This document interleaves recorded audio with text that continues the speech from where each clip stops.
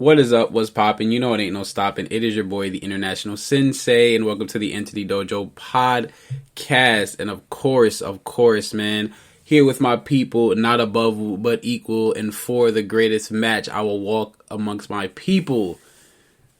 Keep it right, keep it tight, and above all, please talk to me nice. I had to add a little extra in the intro just to keep you guys on your toes, but we are here now in 2021.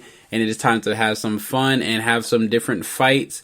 Now, we have a couple fights that are already in motion, but there are about 5 fights that I really want to see in the coming new year that I feel like will be really amazing fights. And we're just going to break it down from 1 to 5. 1 being obviously the most likely, and then 5 being something that should happen but might not happen.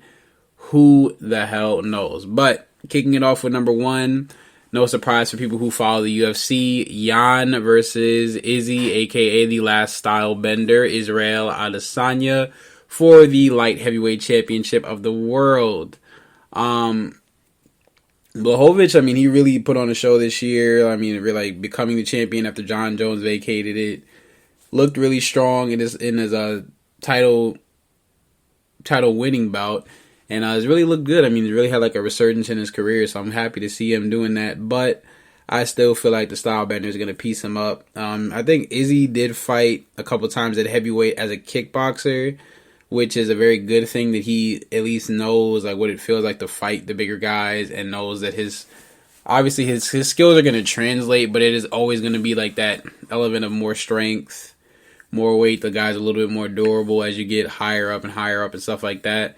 And then Izzy walks around at about a 190, 195, somewhere in that realm. So I feel like he's not gonna. He said he's not gonna bulk up much.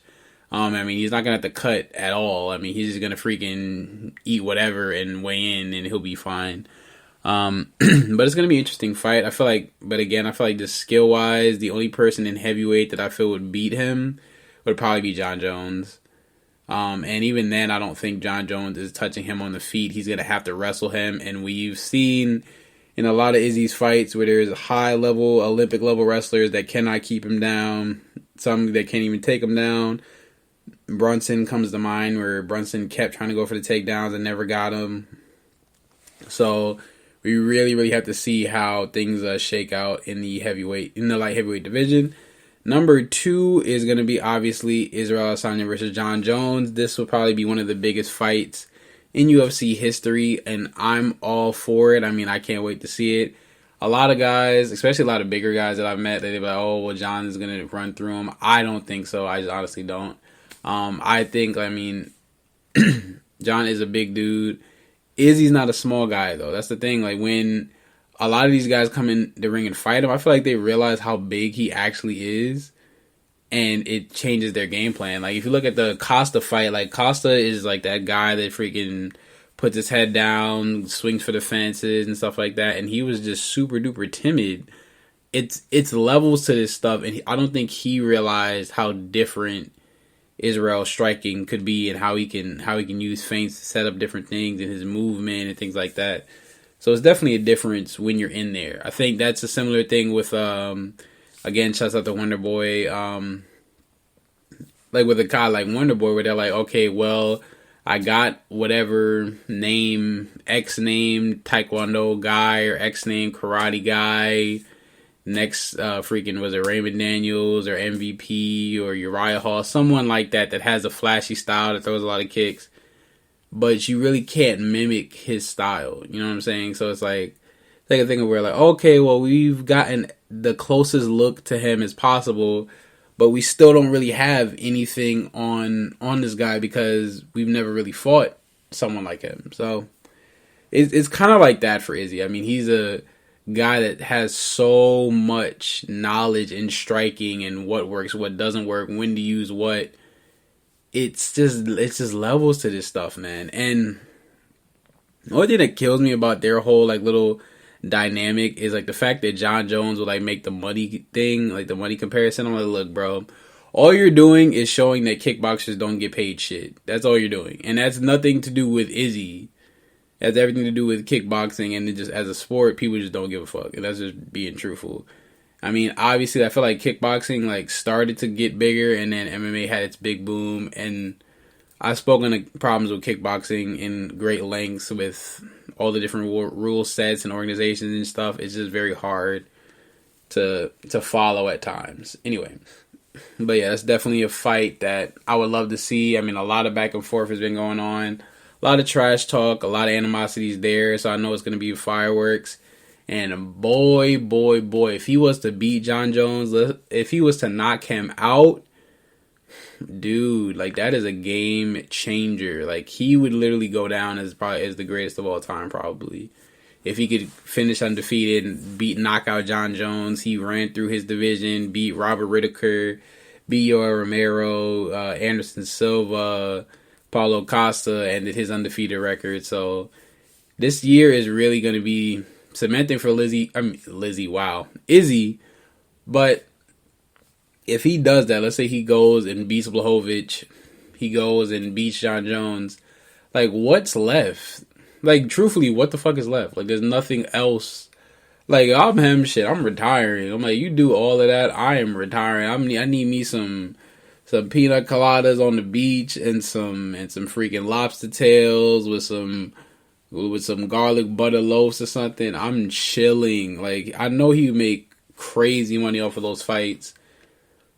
And then like legacy wise, I mean, no one else is around that you could really beat to kind of enhance you after you've done something like that, like beating John Jones. Next fight I would have to say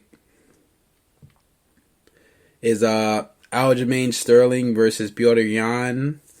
Honestly, Aljo is just next in line. I feel like he's earned his shot. He needs to go in there. He needs to fight for the belt. After he's just looking amazing. I think he tapped out. Was it Corey Sandhagen that he tapped out with rear naked choke? Got the backpack on the dude. Like did the freaking jiu-jitsu backpack and choked dude out, which is really, really dope. And choked him out pretty early on. I forgot how short that fight was, but it was a pretty short ass fight. So definitely Aljo needs to fight Petr Yan for the belt. That's a quick one. Next one is one that some people would want, some people don't want, but I know that these fighters would be okay with having that fight. Is Nunes versus the Bullet Part 3. Valentina Shevchenko versus Amanda Nunes Part 3. I've watched both fights. Went and rewatched both fights. Both fights were outstanding. Both fights were, I would say, were super close. I feel like Valentina, I think she won number 2, if I'm remembering this correctly.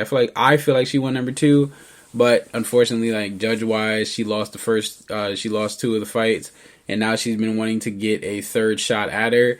If it happens, I feel like Amanda will have to go down in weight in order to fight her. Which, I mean, I feel like Amanda could possibly do, but again, like if she's able to do that and win, and like let's say she beats Valentina for a third time, and now she has 3 belts, like the GOAT conversation is kind of finished. I mean, I get it that women's MMA is still very new, but you can't deny greatness. Like it's that simple. You cannot deny greatness. If Izzy freaking were to win the light heavyweight title, then say, you know what, fuck it, I'm going to heavyweight, or I'll go down to 170, and now I got 3 belts, 3 different weight classes. Like I'm not gonna be like, oh well, you should have went up to heavyweight and got your 3rd belt there. You have 3 belts in 3 different weight classes. You were able to make your body accommodate the weight limit and win 3 different fights in 3 different weight classes, and you hold 3 belts at the same time. That's GOAT status shit. That's like if you 3-peat in basketball. That's like legendary type shit. Or even if you back-to-back in like basketball, that's legendary type shit. You know what I mean? So it's like you can't be out here and saying all these things and be like, oh well, you know, I feel like that you going to multiple weight classes, it invalidates the title, blah, blah, blah. No, it doesn't. It just means people need to step their freaking game up. If I can go and win all 5, 6, 7, 8, 9, 10 titles, or however many weight classes it is, win all those titles, you should have stopped me from winning all those titles. It's nothing with lack of competition. There's tons of competitions, but there are just those guys that come along every so often in a generation that just really changed the game. Also, sorry if I sound a little nasally. Not feeling it today. Weather's changing, so my nose is a little stopped up. But anyway, so that is my number 4.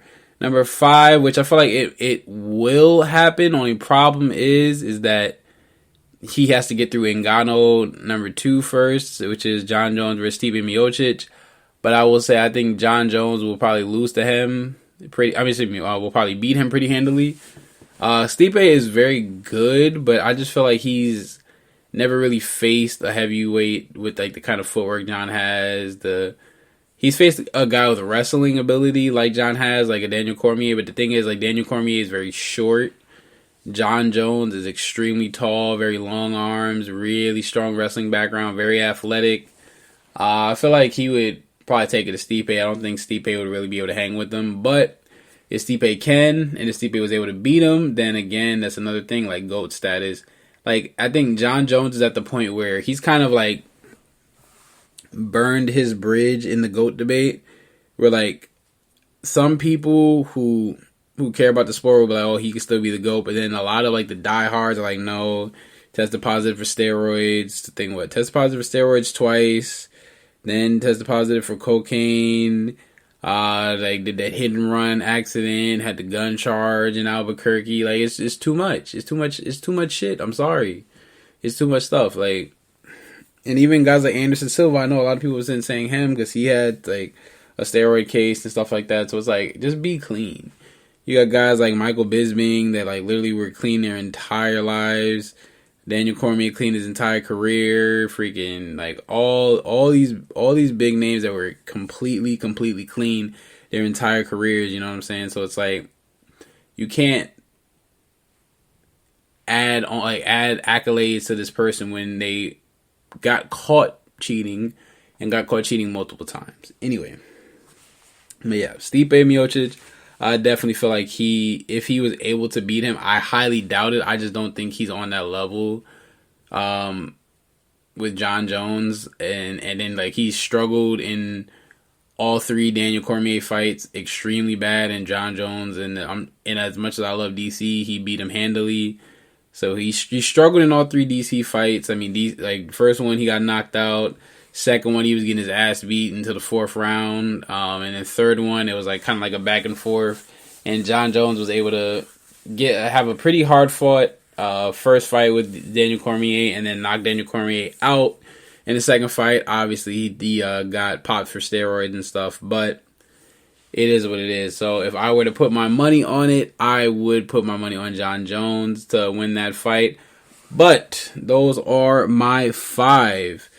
Just to rattle it off once again, it is Izzy versus Jan Blachowicz, Izzy versus John Jones, Aljamain Sterling versus Petr Yan, and then the Nunes Bullet 3, and John Jones versus Stipe Miocic. I think a good amount of these fights will happen. Some of them may not, but we shall see.